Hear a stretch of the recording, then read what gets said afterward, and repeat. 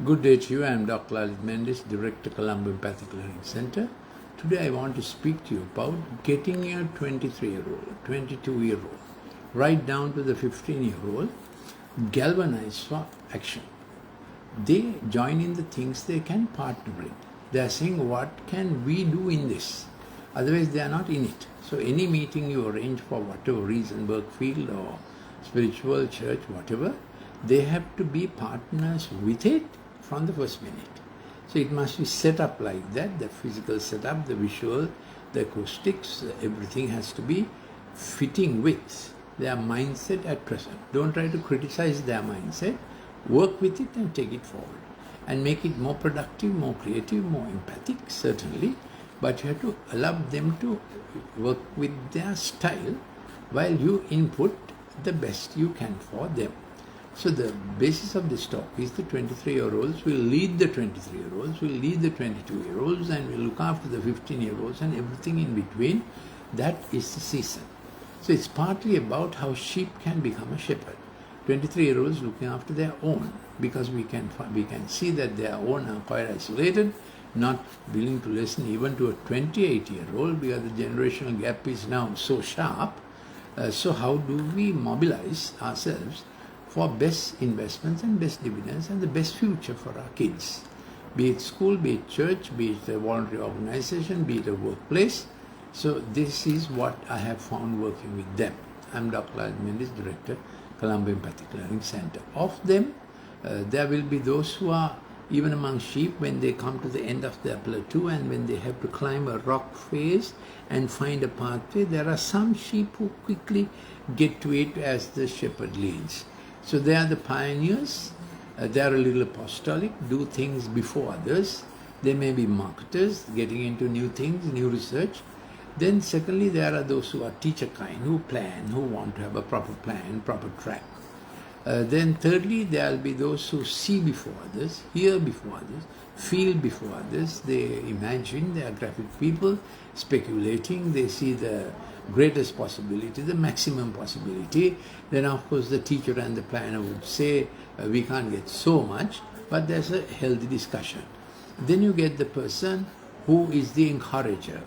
Then you get the person who does the small jobs. He's quite happy doing the small jobs. So a team of 7 with different faculties and given from the Father above. Then you get, I'm talking about how do 23-year-olds become their own leaders and a mass movement of dynamism to come through rather than destruction, distraction, getting in sexual exploits and digitally toxic. No, that's not the way. There's a better way. And we can work with them for it, giving them the leadership. They take the leadership. We are on the sidelines. We are giving our good ideas.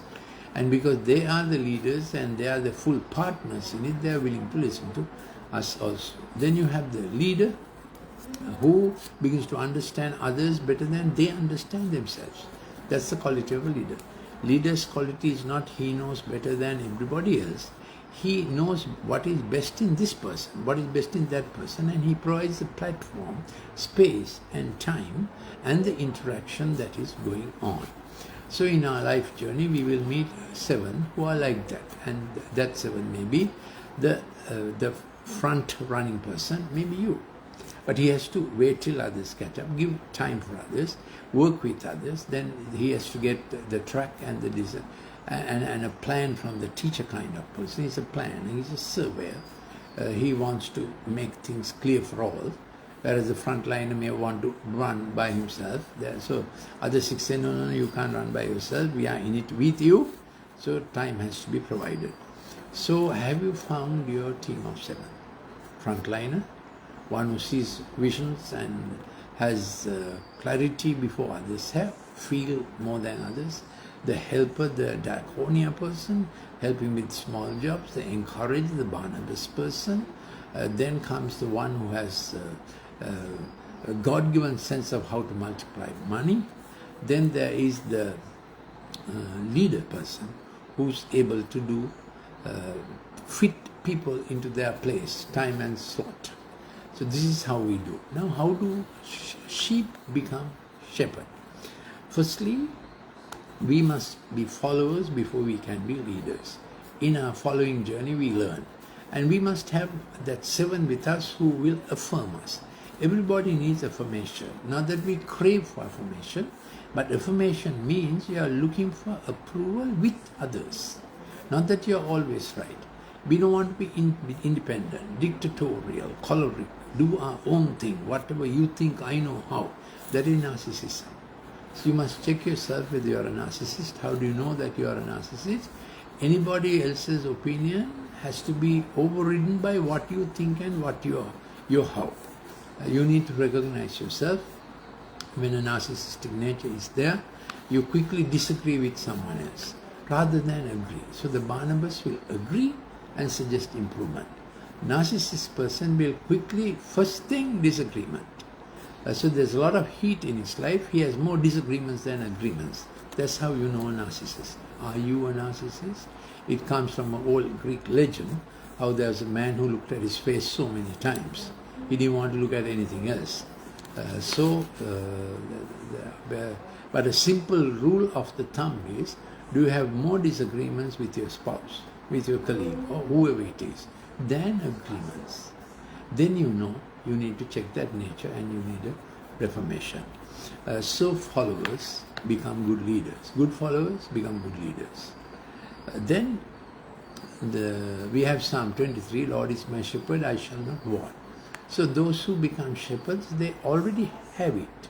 They feel a sense of fulfillment that they can partner with others for going forward.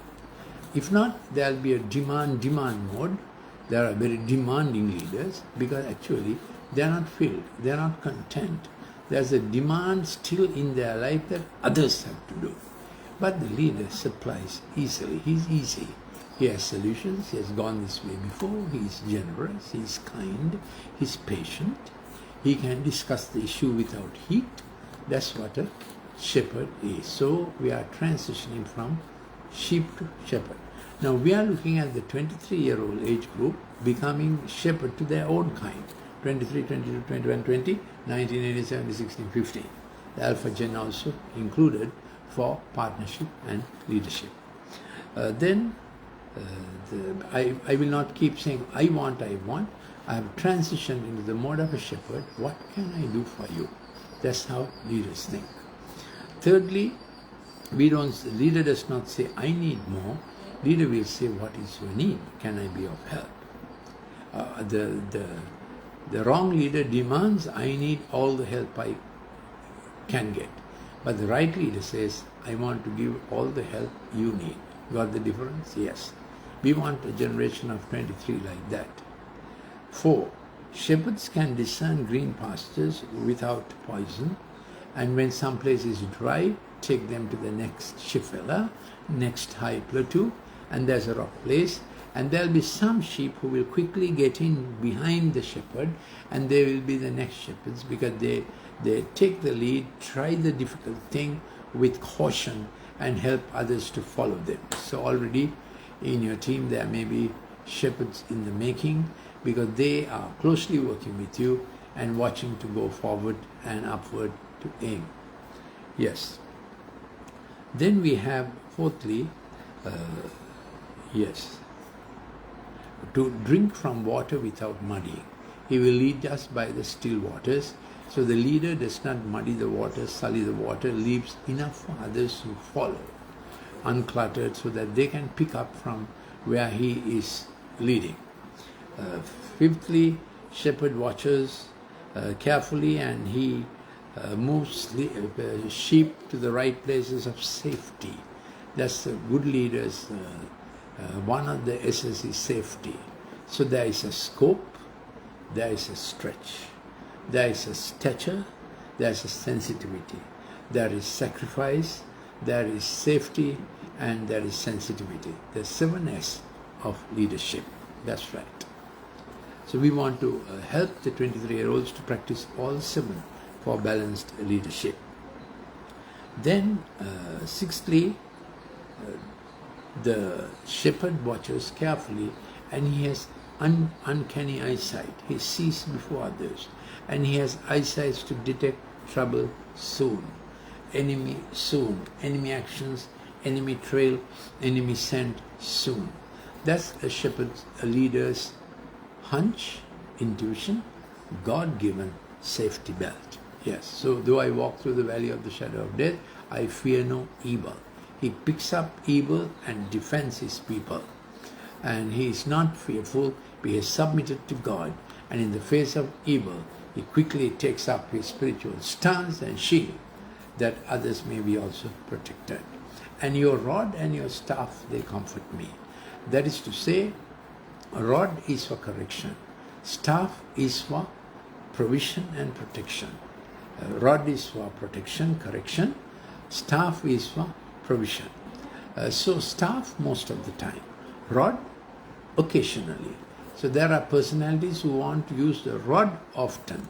So we must adjust ourselves. We must undergo transformation. Rod occasionally. That is for correction, putting it right, putting wrong right. But there are leaders who always see wrong and they want to put right everything all the time. But the right leader, he uses the staff often for guidance, for provision, for purpose, and rod occasionally. Did you understand the relationship between rod and staff? What are we talking about? Training 23-year-olds and giving them their part in life, that they become partners and leaders. From the first 5 minutes of a program, they want to ask questions. They want to be in and included, and they want to have a sense of we are also contributing value. We are also in it. We are not just waiting on a side. We want to do it. So we must provide programs like that where they can do it from the word go. That's how it should be. So seventhly, that balance between restoration, putting it right, and then provision to go forward. Eighth, we have His namesake is our banner. This is not for our glory. God's name is high and lifted up, and He signs up for us. So we are not doing this by our own strength or for our own fame. Human fame fades fast. Say it with me. Human fame fades fast. If we latch on to human fame, we will have to be gaslighting all the time. That's the problem with human fame. You understand the term gaslighting. We are not showing our young people that. We want our young people to have real intrinsic value and their sense of God promoting them. Yes. Ninthly, valleys and mountains come alternately.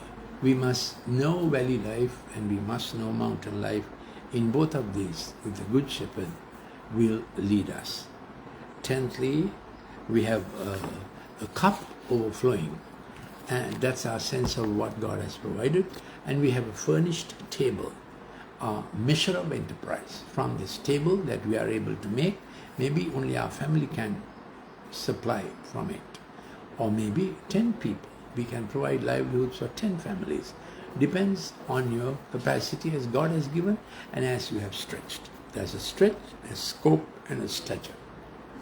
So we don't envy each other. We function in the place our Good Shepherd has placed us. So this is the cup overflowing in our fathers also, and the table He furnishes us to provide for whatever measure is assigned for us and we have equipped ourselves for.